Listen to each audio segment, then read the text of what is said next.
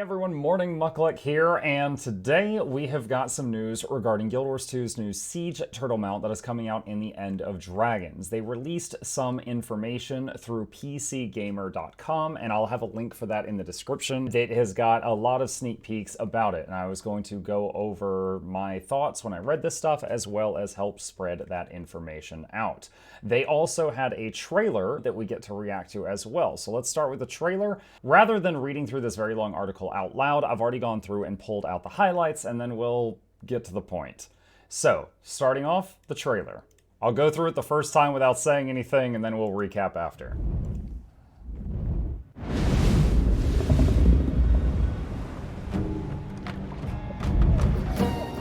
Hundreds of years ago, the nomadic Luxon Armada trained massive turtles to bear weapons of war across the Jade Sea.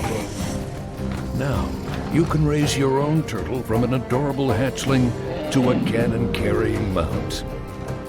Modern siege turtles are equipped with the latest Jade tech advancements, including powerful jump jets and health boosters.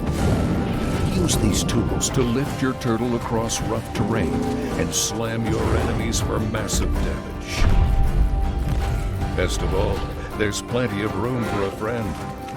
Take your favorite siege engineer out for a ride and make the most of the turtle's cameras.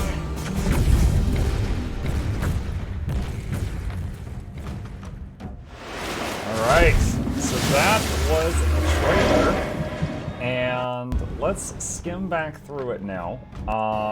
First off, this is underwater, so you can immediately tell that they can apparently walk along the bottom of the sea, lake, ocean, wherever you're at. The nomadic Luxon Armada trained to bear weapons of war across the Jade Sea. They climb out Sea. on land, so they can transition from an underwater mount to a land mount without any trouble.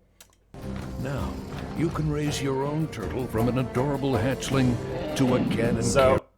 That scene there, that you can raise your own turtle from an adorable hatchling, I'm guessing it is going to be similar to the sky scale. For the few people in here that seeing this that might not have a sky scale yet, when you start to raise a sky scale, you start from the time, it's an infant and go all the way up. And there's like a whole quest line. I'm guessing this is going to be somehow similar to that. Carrying mount. Modern siege turtles are equipped with the latest Jade tech. In the article, they did mention that this was the idle animation. When you hold still too long, your guy just kicks back in the commander's, the pilot's seat, and just starts relaxing. Advancements, including powerful jump jets and health boosters. Use these tools to lift your turtle across rough terrain and slam your enemies for massive damage. Now that slam, assuming that is the slam, I'm guessing it is, but it did say in the article that the slam attack is what the pilot, the owner of the siege turtle, has to attack. It has got a cooldown, but they can use that because it is the second person who has control over the guns. Best of all, there's plenty of room for a friend. Take your favorite siege engineer out for a ride and make the most of the turtle's cameras.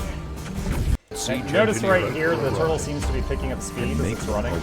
We'll go over that in a bit. Okay, so while that's, I'll just have this running in the background.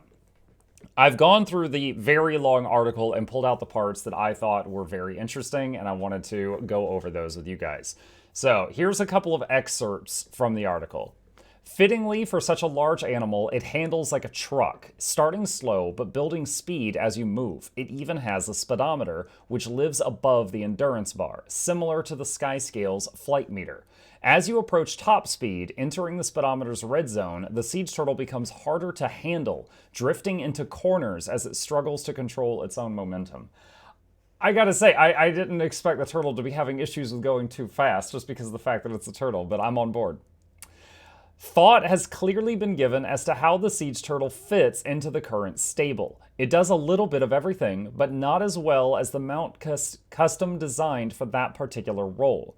At full sprint, it is faster than a Sky Scale's standard speed, but slower than a Raptor using regular dashes. It has a jump jets that lets it lift into the air, but it can't reach as high as a Springer's jump. It can travel through water, but unlike the elegantly floating skimmer, it simply sinks to the bottom and walks along the surface.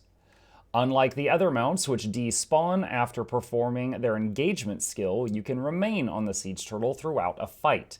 For the driver, that means a slam attack that uses the turtle's smashdown for big damage against groups of enemies, albeit on a lengthy cooldown.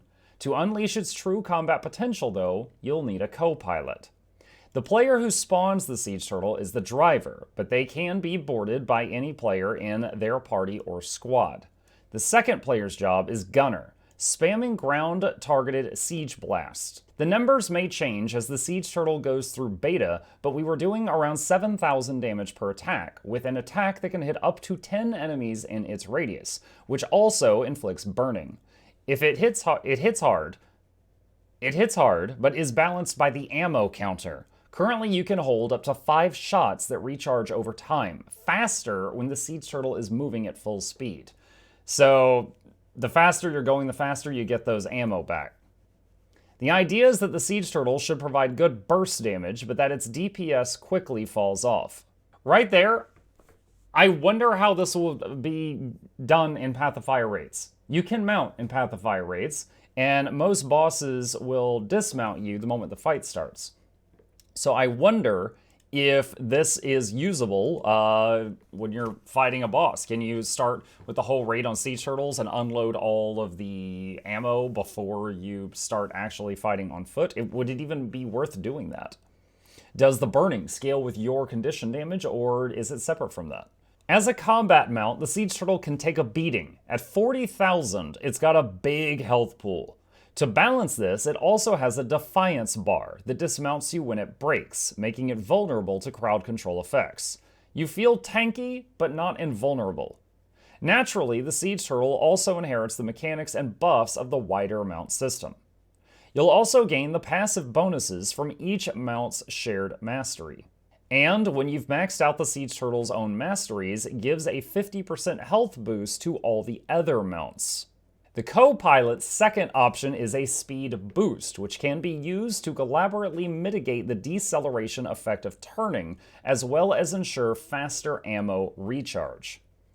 One place you won't see the siege turtle is World versus World. Now, I actually remember when they announced this, they said that at the moment it's not going to be in World versus World. If they can think of a way to include it where they don't feel like they are going to take away from the World versus World experience, that they might add it later on. But I want you guys to envision no one ever putting down catapults again, and just everybody just mounting up, and you don't have to get supply or anything, and just siege turtle blasting walls down.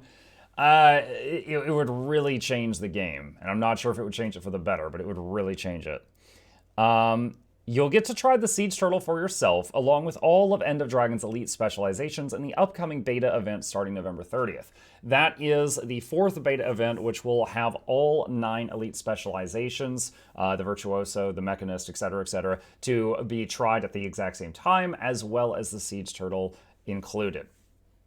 Another thing that I believe I forgot to highlight that was in the article, it said that all of the existing mount skills earned via masteries can be used on the turtle. So like the stealth button from the Drizzlewood part of the story, the eject button, the ability to life bond to give your pet your health from Aurene, all of that stuff can be used with the turtle as well if you wish to do so.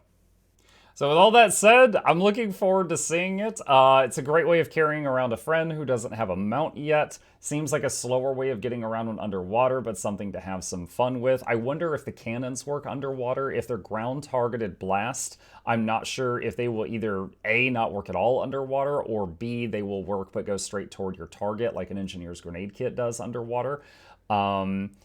If the only ends up working in open world, but the cannons recharge faster when the turtle's moving at top speed, I'm envisioning us fighting a world boss with a whole bunch of people on turtles, just Tokyo drifting around it in circles so that they can keep firing their cannons while someone plays Deja Vu. I don't know, but that's what I envision with all the things that we have found out so far, and I look forward to seeing how it turns out. If you yourself have any additional info on the turtle you think worth sharing that I missed, drop it in the comments down below, and I'll catch you next time.